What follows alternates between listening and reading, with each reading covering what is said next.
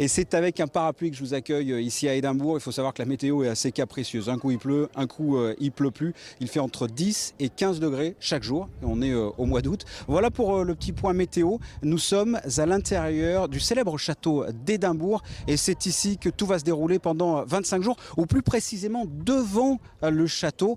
Les tribunes sont installées pour accueillir le ou l'un des plus grands festivals de musique militaire. Chaque soir, 8800 personnes assistent à ce show. Et pour la première fois, vous le voyez, c'est le prince Albert II qui, après avoir effectué le traditionnel Gaelic Toast, a passé les troupes en revue. Il faut savoir qu'environ 1000 personnes se retrouvent sur scène. Ce sont des fanfares ou des orchestres venus par exemple d'Inde, du Japon, d'Australie, d'Allemagne, de France, d'Écosse bien sûr, et pour la première fois de Monaco. Les images seront plus parlantes que des mots. On regarde un large extrait.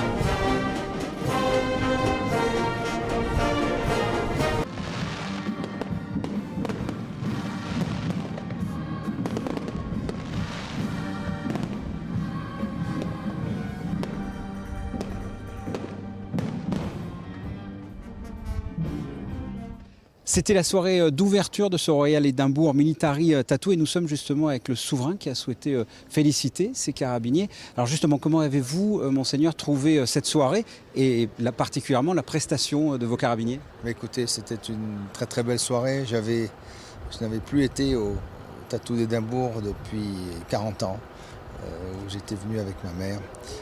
Et c'était vraiment de voir l'orchestre des carabiniers faire partie de ce spectacle magnifique qui est le tattoo. Et c'était tout simplement magique. Et ils ont fait une prestation extraordinaire. Et vraiment dans ce cadre, avec cette ambiance, même s'il pleuvait un petit peu, mais que l'on puisse participer avec autant de formations prestigieuses du monde entier, c'est, je crois, une très belle reconnaissance et une très belle façon de célébrer le bicentenaire de la Compagnie des Carabiniers.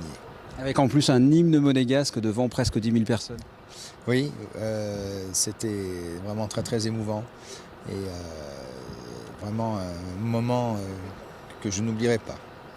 Merci infiniment, monseigneur. Voilà ce que l'on pouvait dire de cette cérémonie d'ouverture. Sachez que vous retrouverez sur Monaco Info un magazine consacré à ce Royal Édimbourg Military Tattoo en septembre à la rentrée.